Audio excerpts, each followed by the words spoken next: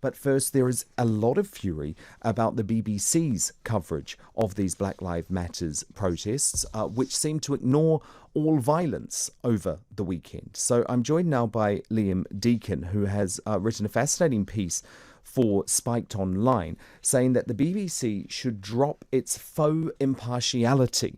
Now, Liam, of course, this comes after a number of scandals for the BBC, most notably that outrageous left-wing rant by Emily Maitlis on Newsnight, which actually saw her condemned by her own bosses. So explain why you think the BBC should now just hold their hands up and presumably say, yes, we are left-wing, yes, that is the philosophy that we have, and that's how we're going to report. Gosh, it's long overdue, isn't it, Dan? I've been writing and ranting out the BBC for some time, but this really does feel like a watershed moment. So many people are frustrated with their coverage. My favourite one was either the policewoman that knocked herself off her horse, she was pelted with missiles, or the phrase now largely peaceful, which seems to have replaced despite Brexit as the BBC's go-to sort of annoying phrase. My argument, not to get into the ins and the outs of these really quite crazy protests, I'm arguing that really the time is over, mainly because of the internet, for sort of impartial broadcasters. What most people listening might not know, that journalists do know, is that newspapers are allowed to have opinions, be lively, be interesting, but broadcasters are forced to sort of be what we call impartial. Now, talkRADIO does this in a really interesting way, a really clever way, I think, where you have different views over the day, and impartiality sort of emerges out of a lively discussion. Lots of different people giving their honest opinion. But the way the BBC interprets this is that they have to give a completely stale sort of what they think is impartial. But as anyone that really watches the BBC knows, every single report is sort of through and through with the reporter's bias. And because we're all on the internet now, getting breaking news stories, listening to talkRADIO, listening to YouTube channels, we get different points of view. We know when the BBC is trying to hide something like the violence of these protests. We know it. We can see through it. We've just seen the violence play out in real time on Twitter. There it goes. We've just seen it. So when the BBC then does their 10 o'clock news and there's just one mention at the end of a small disturbance, we know they're lying. And it's sort of, the time is up now, you know. People can see through it. Yes, well, there has been absolute outrage, Liam, since the weekend. Of course, the Defund the BBC campaign has just exploded. And I think you're totally right. It's because people could actually see what was going on social media. Yeah. They expected the national broadcaster to provide some context and some coverage. And by the way, that's not saying that they shouldn't have covered the peaceful protests. Of course they should have. But they should have covered the violence that was going on as well. And then this headline went viral, didn't it, on Sunday, where they said 27 police officers injured in largely peaceful protests.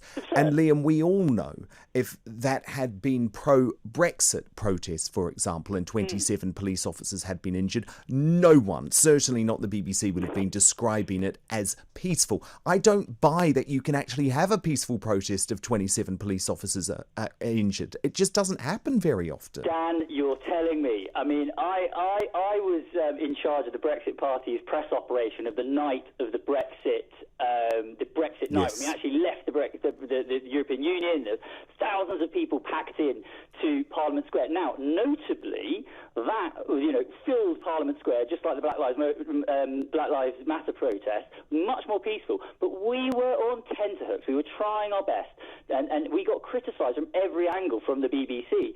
And I wrote a separate article with the Telegraph about that evening. Very unusual for a press officer from a political party to criticise a broadcaster, but it was so ridiculous. They refused to film the stage. They refused. I literally held them the best seat of the house, the pen at the back, overlooking the stage. They didn't film a single speech, a single act, nothing. They just filmed a couple of interviews in the rain at the back. utterly bizarre. People, when I was telling them down the pub, didn't believe this story, but I was there running the operation. They refused to film the Brexit things. But anyway, to keep things on what's going on at the moment, these examples, they've just racked up over the weekend, you know. And the thing is, the BBC, they always have this thing where they say, we get criticised by the left, we get criticised by the right, that must mean we're doing something right. No, it means you're doing everything wrong. You're being criticised by everyone except from sort of the soppy liberal left. There's a few people that agree with you, and then that's it. Yeah, You know, like, and I think it's the dishonesty behind it, Liam, because it's interesting you talk about what we do at talkRADIO, for example. And I do think we stand apart from the rest of the media, but I am very honest in my personal views. I am an opinion host. I write my opinions in The Sun, but on the show, I have a whole wide spectrum of guests, and we actually have the debate, but everyone listening knows what I think, and I'm honest about it. And what makes me absolutely furious is that we all know that anyone presenting on the BBC is incredibly anti-Brexit, for example, but none of them are actually allowed to put their head above the parapet and say it, because they would be sacked. And that's what's fascinating about what's going on with Emily Maitlis. While I am totally opposed to it, while the BBC remains a publicly funded organisation that should be providing impartial news coverage, I think what is fascinating, Liam, is the veil has started to be lifted now. We know what this organisation is really about. But what was particularly despicable at the weekend was the bias came across in their selection of the news, and they ignored very newsworthy events. And actually, I had to go to Australian television to see fair and balanced reports about what happened in London over the weekend. And when our national broadcaster, paid for, by the way, by us, is doing that, it's very, very dangerous. Exactly. I mean, people always say, "Oh, well, this is subjective." You know, you are perceiving bias because you are biased yourself. I too am biased. Of course, I'm biased. But I mean, you can objectively judge like what stories a broadcaster does and doesn't choose to show. You know, that says a lot about how they view the world. You know, if they choose to show the violence, or if they choose to show something about, I don't know, a gender pay gap report on the same day, that shows a tremendous amount about how they view the world. Everyone has biases. Every news organisation has biases. There's pointless hiding them. You make a really interesting point, Dan. Of course, you know, you write for The Sun, but I think the reason why people like the fact you give your views is because you hold them honestly. You give them honestly, and you also open yourself up to criticism every day on the radio. You listen to different points of view, and that's what a free society is all about. It's about a conversation. It's about dialogue. You know, different points of view. And the BBC is an echo chamber, and that is the huge issue. This is a fascinating column. Liam Deacon, columnist at Spiked Online, really recommend you check it out. The headline: the BBC should drop the faux impartiality. In just a few minutes, Di Davies is here, the former chief superintendent at the Metropolitan Police, who says we've lost the